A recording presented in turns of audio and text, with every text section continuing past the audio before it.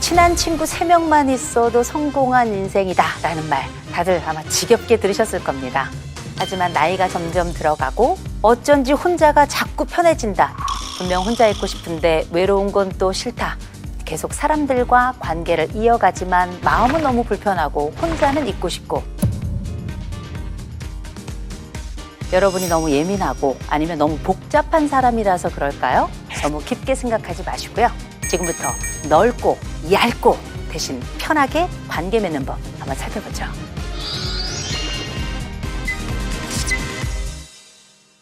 안녕하세요. 이우선입니다.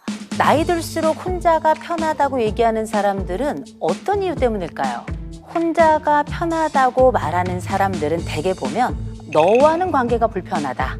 혹은 인간관계에 나는 완전히 지쳤다. 나이 들어가면서 맞추기도 싫다. 인간관계에서 환멸을 경험한 사람들의 외침일 겁니다. 한번 자기 마음에 딱 꽂히면 이게 제 간입니다. 이게 제 쓸개입니다 하면서 내 안에 있는 장기들을 다 내어주고 심지어 융털돌기까지 내어주는 분들 많이 계신데요. 그렇게 우리는 손해를 감수하고라도 관계를 지키려고 애써왔단 말입니다. 이분들일수록 실망 많이 했을 거예요. 이분들일수록 상처 컸을 겁니다. 그러면서 또 한 가지 배우게 되는 게 있죠. 그게 바로 뭐냐? 경험만한 교훈은 없다. 살다 보면 기부하고 당연히 그렇게 되면 테이크도 해야 돼요. 주고 받고 하는 일이 빈번한데 동시에 내가 주기만 하고 받지 못한 경험도 꽤 많이 계실 겁니다. 이걸 우리가 전문용어로 떼었다 이렇게 이야기하죠. 돈 떼인 것처럼요. 관계도 떼인 겁니다. 과거를 되돌아보면 우리 평생 노력한 게 늘 플러스였나요? 아니죠. 제로가 될 때도 있었고요. 심지어 노력 대비 마이너스가 된 적도 꽤 있었을 겁니다. 그렇게 마이너스가 연속이었다고 판단이 되면 내가 가지고 있는 여러 물질 면에 있어서나 투자하지 않게 되죠. 더 이상 노력할 필요가 없어지니까요. 그렇게 잃은 것들 정리해보고 얻은 것들 정리해보고 인생의 다양한 것들 한번 이렇게 조각들을 모아봤더니 특별히 중년 넘어가니까 혼자가 더 편하더라 이렇게 느끼는 분들이 많아지는 게 아닌가 싶습니다. 우리가 혼자가 편하다, 또 혼자 있고 싶다 이렇게 생각하는 분들 저는 사실 걱정을 많이 합니다. 그냥 내가 바쁜 와중에 잠깐 혼자 있는 게 편해 이런 건 당연한 거예요. 나만의 쉼의 시간을 갖고 싶다는 이야기이기 때문에 이건 굉장히 중요한 생존의 이유이기도 해요. 그런데 계속 혼자 편하다, 계속 혼자 있고 싶다 하는 분들은 삶에서 또 관계에서 지속적 절망을 경험한 사람들일 가능성이 높기 때문입니다. 우리가 혼자가 편한 게 아니라 다른 사람들과 같이 있는 게 불편한 사람들이 대부분이에요. 혼자 있으면 안 되는 유형도 있습니다. 혼자 있는 사람도 두 가지로 구분할 수 있습니다. 첫째는 스스로 원해서 혼자 있는 사람, 선택적 혼자라고 제가 이렇게 이야기를 해요. 이 사람들은 내가 원해서 혼자 있는 것일 뿐만 아니라 내가 원치 않을 때는 다른 걸 선택할 수 있는 사람이라고 보시면 돼요. 두 번째가 어쩔 수 없이 혼자 된 사람들이 있습니다. 고립된 혼자라고 전 이렇게 이야기를 하는데 고립된 혼자의 경우에는 그냥 혼자라서 외롭고 동시에 상처 때문에 괴로움도 같이 존재하는 사람들인 거죠. 이분들의 경우에는 사람들 사이에 일단 섞이기 싫고 엮이기도 싫습니다. 그리고 스스로를 고립시킵니다.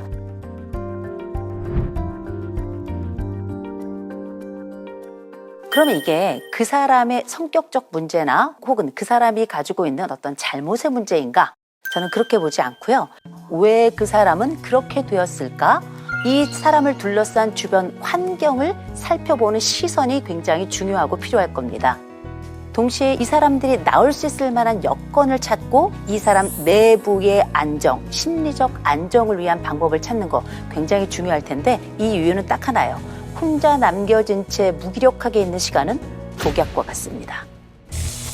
그러면 혼자 있어도 괜찮은 유형은 따로 있냐? 이렇게 물어보실 텐데요. 이런 분들은 어떤 분들인가? 자타공인 조절력 있는 분들이에요. 그래서 이런 분들은 대개 보면 관계 탄성이 높은 분들, 탄성이라고 하는 건 마치 고무줄처럼 쫙 잡아당겨서 띵 놔도 이게 너덜너덜해지는 것이 아니라 다시 원래 자리로 되돌아갈 수 있는 그 힘을 가진 걸 우리가 탄성 혹은 뭐 탄력성 이렇게 부르는데 관계 탄성이 있는 사람들은 어떤 사람들인가? 혼자 있다가도 필요한 순간이 딱 되죠? 그럼 다른 사람들하고 놀 수 있는 사람들이고요. 때로는 이 관계가 나를 힘들게 해, 나에게 거칠어 그 관계를 단호하게 끊어낼 수도 있는 사람인 거예요. 그리고 어떤 사람들은 나 사람 관계 너무 힘들고 난 오히려 물건이 좋아하는 분들 계십니다. 나는 책이 내 친구야. 영화가 내 친구야. 나는 강아지만 있으면 돼. 난 고양이만 있으면 돼. 이런 소통의 방식은 다양할 수 있어요. 그리고 이걸 통해서 나는 사회적 관계에서 얻는 충만함도 느껴 이런 분들도 있을 수 있죠. 책이나 동물이나 사람 이외의 또 다른 존재이다. 그런데 내가 불편하지 않아. 힘들지 않아. 괜찮습니다.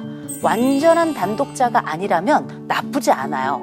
다만 내가 함께 살아가고 나와 함께 먹고 마시고 숨쉬는 이 사람들 간에는 온도가 오간다는 건 확실해요. 그리고 이 온도는 넓고 새로운 온도가 오갈수록 훨씬 사람은 상쾌함을 느낀다는 건 분명합니다. 그럼 우리에게 인간관계에서 중요한 건 뭘까요? 바로 거리의 발견일 겁니다. 밀착해도 괜찮은 사람들이 있고요. 밀착하면 힘든 사람들도 있습니다. 사람마다 각자 원하는 거리가 있는데요. 이 거리는 우리가 되게 인생의 청춘의 즙을 내어서 그 경험을 통해서 거리라는 걸 발견하게 되는데 관계에 지쳐 혼자가 편하다는 분들께 지금부터 권합니다. 관계의 평균값을 고려하시기 바랍니다. 혼자가 편하지만 안전한 사람들을 갈구하고 있다면 내 주변 사람들과의 관계의 평균값을 한번 내어보시기 바랍니다. 우리가 관계에 지치지 않는 법, 관계의 평균값 어떻게 내는지 좀 말씀드릴게요. 사람마다 내가 만나는 사람들 관계에서 점수 매깁니다. 의식적으로 점수를 매기기도 하고 무의식적으로 점수 저절로 매겨요. 쟤는 좀 괜찮은 것 같아. 딱 보는 순간 얘는 아니다. 이렇게 생각이 들 때도 있죠. 그런데 점수를 어떤 방식으로 매기고 있는가를 한번 생각해 보세요. 내가 그 사람과 만났던 전체 시간과 전체 관계 경험에 나름의 뭔가 값을 매겼던 겁니다. 관계가 좋을 때는 점수가 높을 거예요. 관계가 낮을 땐 점수가 낮을 거예요. 그럼 이걸 긴 세월로 한번 나누어 보면 어떻게 평균값이 나오겠죠. 그래도 걔는 그런대로 괜찮아 이거 있죠. 요게 바로 관계의 평균값이라고 보면 되는데 제가 이걸 판단하기 조금 수월하게 구체적인 항목들을 좀 말씀드리고자 합니다.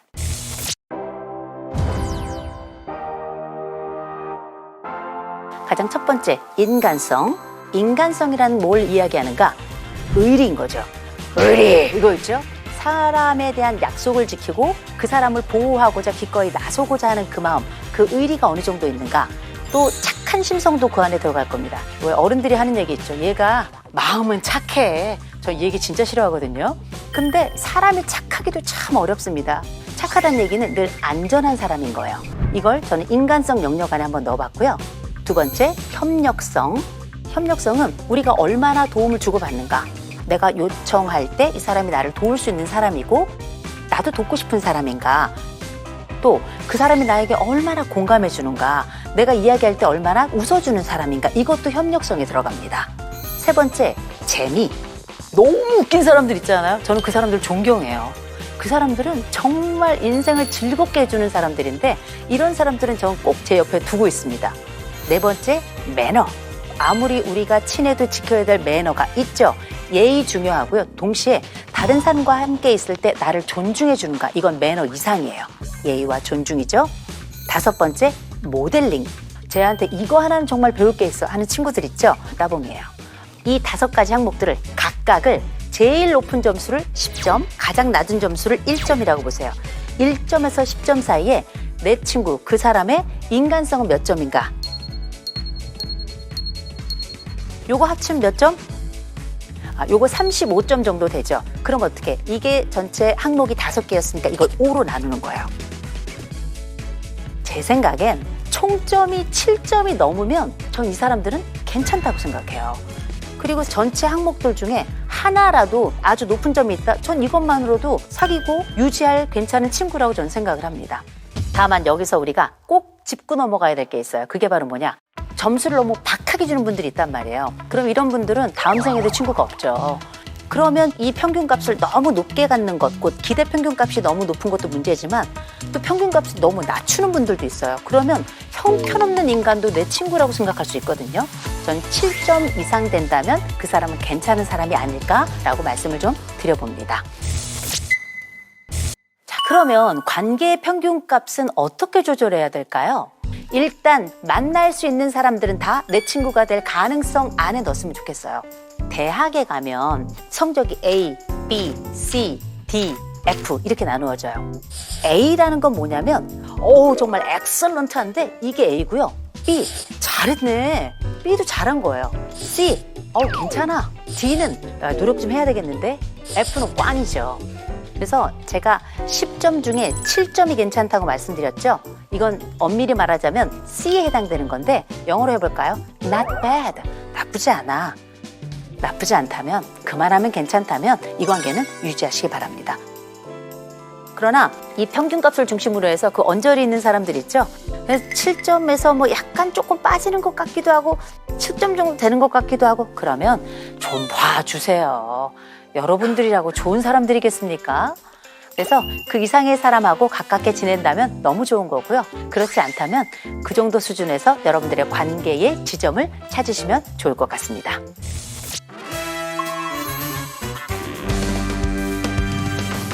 먼저 동료부터 말씀드릴게요. 동료는 어떤 사람인가? 나랑 같이 함께 일하고 때론 이 사람이 나를 평가할 수도 있고요. 내 진로에도 영향을 미칠 수 있는 사람이기 때문에 평균값이 좋다면 이 사람은 동료를 넘어서 전 친구가 될 수 있는 사람이라고 봐요. 그런데 이 사람의 평균값이 낮다? 그러면 손절은 어렵습니다. 왜냐? 같이 일을 해야 되니까요. 영어에 보면 우리가 acquaintance란 말이 있는데 그냥 아는 사람, 안면 튼 사람 정도인 거예요. 그냥 일 파트너다, 일 관계로 맞는 사람이다 정도로 생각하시면 좋고 평균값이 낮더라도 유지하자, 대신 최소한의 매너는 갖자라고 말씀드립니다.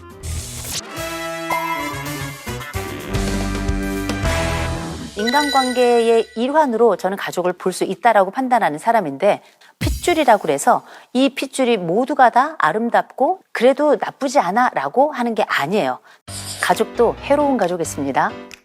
견딜 만한 가족도 있고요. 괜찮은 가족도 있습니다. 다만 해로운 가족이라면 본인의 건강성 확보를 위해서라도 가능한 분리되고 가능한 빨리 멀리 좀 떨어져 계시길 바라고요. 괜찮은 가족이 있어요. 이런 가족이라도 저는 구기 식지 않을 정도의 거리는 둬야 된다고 생각을 합니다. 왕래가 그만큼 잦아도 좋다는 이야기겠죠. 그리고 이렇게 괜찮은 가족일지라도 예의는 기본입니다. 왜냐? 인간관계잖아요.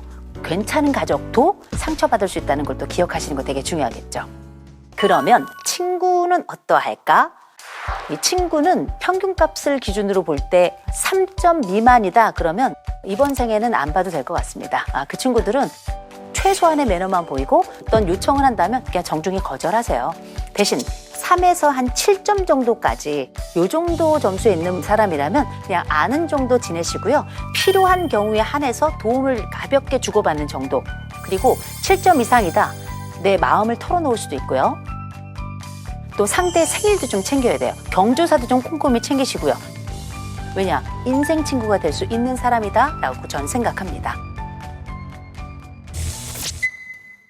보다 다양하고 넓은 관계 경험이 필요한 세상이 됐죠. 나쁜 친구를 내가 배제하고 안 만나겠다 싶으면 이 자리를 비워놓는 것이 아니고 이제 더 괜찮은 친구를 만나고 초대해서 그 존재의 풍요로움과 관계의 기쁨을 경험하시기 바랍니다.